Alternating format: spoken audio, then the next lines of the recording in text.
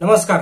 रामदास कदम सध्या खूप चर्चेत आहे. ते खूप त्यांच्या विधानांमुळे कायमच चर्चेत असतात आणि आता सध्या लोकसभेच्या निवडणुकीच्या धर्तीवर ते चर्चेमध्ये काय सविस्तर मध्ये जाणून घेऊया. चॅनलवर नवीन असाल तर सबस्क्राईब करत जा, लाईक करत जा, शेअर करत जा. स्वपक्षीय नेते गजानन कीर्तीकर यांचा केलेला पान उतारा, मित्र पक्ष भाजपवर शिवसेना संपवित असल्याचा केलेला आरोप, यापूर्वी देवेंद्र फडणवीस यांच्यावर केलेले शेरेबाजी एवढे सारे होऊनही शिवसेना नेते रामदास कदम यांचे द्वितीय पुत्र सिद्धेश कदम यांचा महाराष्ट्र भूषण नियंत्रण मंडळाच्या अध्यक्षपदी नियुक्ती करण्यात आल्याने रामदासभाईचे एवढे उपद्रव मूल्य कशामुळे असा सवाल आता सर्व सत्ताधारी आणि महायुतीत केला जात आहे. तर उद्धव ठाकरे यांच्या नेतृत्वाखाली महाविकास आघाडी सरकारमध्ये रामदास कदम यांना मंत्रिपदाची संधी मिळाली नव्हती.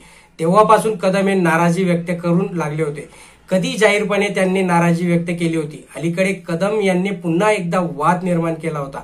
मित्र पक्ष भाजपवर त्यांनी टीका केली. विश्वासघात करीत असल्याने केसाने गळा कापत असल्याचा आरोपही त्यांनी केला होता. अशा शब्दात रामदास कदम यांनी भाजपला फटकारले देखील होतं. यावरून भाजपमध्ये संतप्त प्रतिक्रिया उमटली होती. रामदास कदम यांनी सनसनाटी करण्याची काही गरज नव्हती आणि हे उपद्रव कशामुळे, उपमुख्यमंत्री देवेंद्र फडणवीसांवर आरोप कशाला, या सगळ्या गोष्टी झाल्या. काही महिन्यांपूर्वी उत्तर पश्चिम मुंबई मतदारसंघाचे शिवसेनेचे खासदार गजानन कीर्तीकर यांच्यावर रामदास कदम यांनी आरोप केले होते.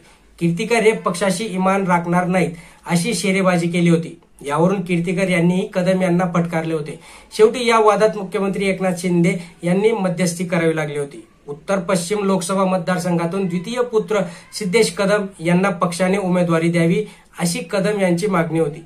यावरून कीर्तीकर आणि कदमांमध्ये वाद निर्माण झाला होता.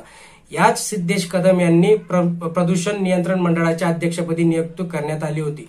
प्रदूषण नियंत्रण मंडळाच्या अध्यक्षांना या क्षेत्रात काम करण्याचा पूर्वानुभव आवश्यक असल्याची अट आहे. पण कदम पुत्रासाठी नियमांचा बगल देण्यात आल्याचा आरोप विधानसभेतील विरोधी पक्षनेते विजय वडेट्टीवार यांनी यावेळेस उपस्थित केला होता. राज्यात देवेंद्र फडणवीस यांच्या नेतृत्वाखाली सरकारमध्ये शिवसेना सहभागी असताना रामदास कदम यांनी फडणवीस यांच्यावर आरोप केले होते. रामदास कदम यांची टीका आणि शेरेबाजीमुळे संतप्त झालेल्या फडणवीस यांनी रामदास कदम यांचा पगार किती व बोलतात किती असे प्रत्युत्तर त्यावेळेस दिले होते. शिवसेनेचे मंत्री खिशात राजीनामे घेऊन फिरतात असे कदम यांनीच सांगितले होते. त्यावरून शिवसेनेच्या मंत्र्यांना तेव्हा राजीनामे खिशातून बाहेर कधी येणार असा सवाल आता केला जात आहे. नारायण राणे यांच्या बंडानंतर विरोधी पक्षनेते संधी शिवसेनेचे रामदास कदम यांच्यावर सोपवली होती. 2009च्या विधानसभा निवडणुकीनंतर पराभवानंतर कदम हे शिवसेनेत सोडण्याच्या तयारीत असल्याचे प्रसिद्ध झाले होते.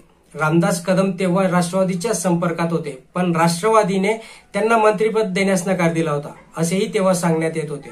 महाविकास आघाडी सरकारमध्ये मंत्रिपद न मिळाले संतापलेल्या रामदास कदम यांनी अनिल परब यांच्यावर आरोप केले होते. किरीट सोमय्या यांना रामदास कदम यांनीच माहिती पुरवल्याची ध्वनिफीत देखील त्यावेळेस प्रसिद्ध झाली होती. स्वपक्षीय नेत्यांचा पाणउतारा कर, मित्रपक्षांवर जाहीरपणे आरोप करणे, स्वपक्षीय नेत्यांना अडचणीत आणणे असे उद्योग रामदास कदम हे यांच्यामध्ये करत असतात आणि एकनाथराव शिंदे एवढे ते का घेत आहे असा सवालही आता विरोधी पक्षांनी यावेळेस उपस्थित केलाय. मग एवढं सगळं काही मिळत असताना रामदास कदम यांनी का आपल्याच घराचे सगळ्या लोकांचे तिथे उपद्रव, आपल्या घरातली माहिती, घरातली इन द सेन्स एका आपल्या पक्षातील माहिती इतर लोकांना का पुरवता असा सवाल आता विजय वडेट्टीवार आणि सगळेच काही विरोधी जे नेते आहेत ते विरोधी नेत्यांनी केलेला आहे. बघूया पुढे काय होणार आहे. चॅनलवर नवीन असाल तर सबस्क्राईब करत जा, लाईक करत जा, शेअर करत जा. धन्यवाद.